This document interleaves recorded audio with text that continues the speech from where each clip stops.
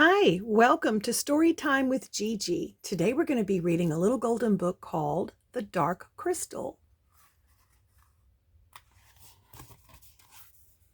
Adapted by Jocelyn, Lange, illustrated by Bill Robinson. This was taken from a movie made by Jim Henson back in the 80s, I want to say.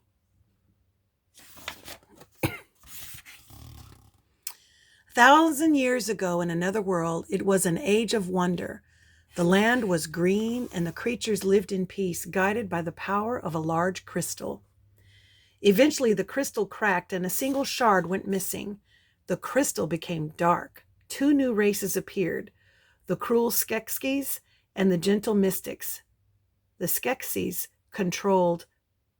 took control of the dark crystal and its power, but a prophecy foretold that the last Gelfling would make the crystal whole when the world's three suns met, restoring peace and balance. And there's the three suns.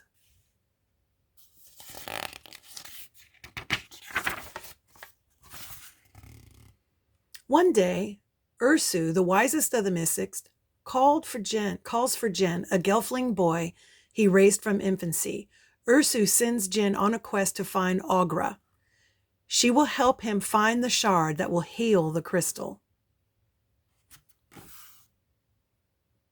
In the castle of the crystal, two Skeksis were competing in a trial by stone to become the next emperor. The whimpering Chamberlain and the vicious Gartham master take turns striking their swords against a large stone. Clash, clang.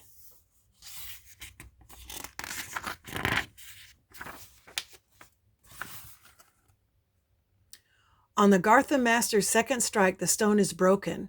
As the defeated Chamberlain slinks away, the crystal glows brightly, revealing an image of Jin. Afraid of the prophecy, the new emperor orders the huge insect-like Gartham to find and destroy Jin.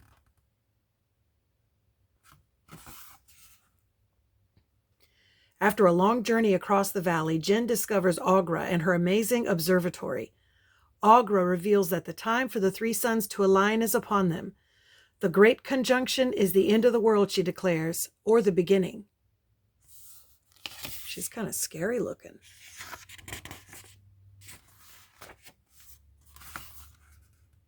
Aughra hands Jin a box of crystal shards and tells him to choose. Jin blows a long, sorrowful note on his flute. One glows brightly, the missing shard. Suddenly, the Gartham Attack. Aughra is captured while Jin escapes through a broken window and tumbles to the ground below. Jin is left holding the shard, but he has no idea what to do with it.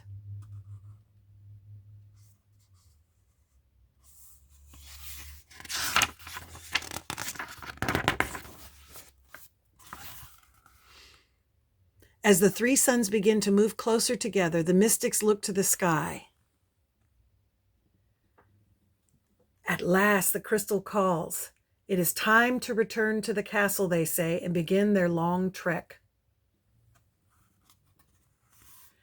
Deep in the woods, Jin hears a noise behind him. Out of a hole pops a growling creature. Fizzgigs is Kira's pet, and Kira is a female Gelfling. Jin is amazed to discover that he is not the last of his kind. When Jin's and Kira's hands touch, powerful memories of Jin's childhood with the mystics and Kira's rescue by the peaceful Podlings fill both of their minds. That's Kira, and that's Jin. And there's the growling pet, Fizzgig.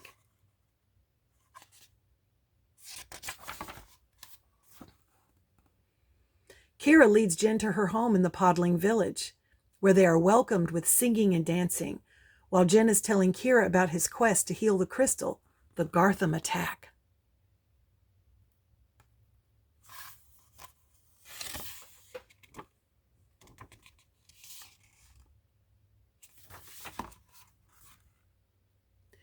The Gartham seize the Podlings and snap their grasping claws at Jin and Kira.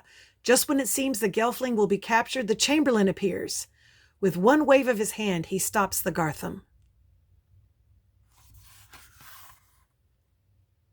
Jin, Kira, and Fizgig flee into the woods. They stumble upon the ruins of a Gelfling village. Jin finds writing carved into a stone wall. When single shines the triple sun, what was sundered and undone shall be whole, the two made one, by Gelfling hand or else by none. From the shadows, the Chamberlain approaches, pleading with them to make peace. Jin and Kira realize the Chamberlain is trying to trick them, and they run away.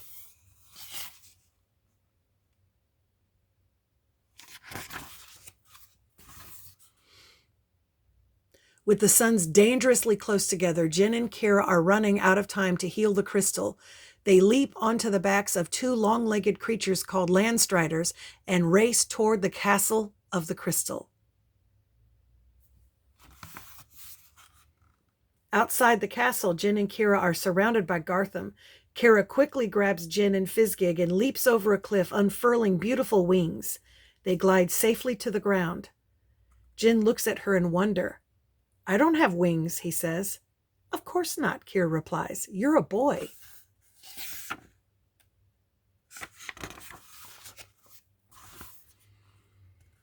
Jin, Kira, and Fizgig sneak into the castle. As they make their way toward the crystal, the Chamberlain appears. He brings the rock ceiling crashing down on top of Jin, then drags Kira to the Emperor.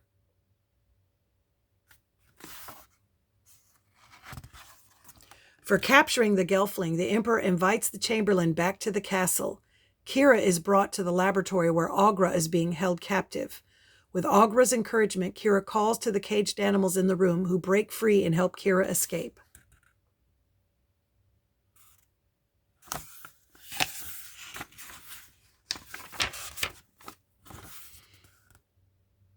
Jin pulls himself from the rubble and finds the crystal room just as the three suns begin to align. The Emperor and the Skeksis approach the crystal to begin the ritual of the Great Conjunction.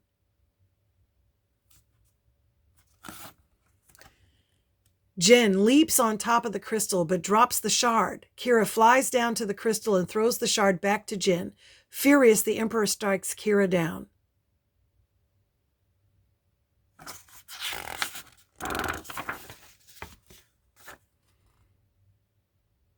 At that moment, the mystics enter the crystal room. Jin plunges the shard into place. Powerful rays of sunlight from the Great Conjunction illuminate the castle as the healed crystal transforms and radiates a brilliant white light. Jin cradles Kira.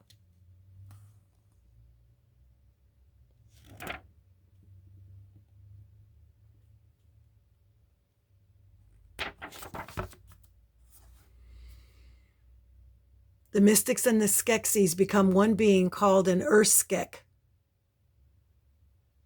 Balance is restored. The prophecy is fulfilled. The Urskeks heal Kira. She is a part of you, as we all are a part of each other, they tell Jin. In a burst of bright light, the Urskeks disappear.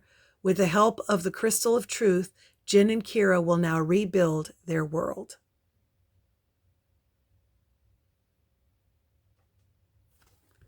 And that's our story. I hope you liked it. Make sure you like and subscribe and share with your friends. Bye until next time.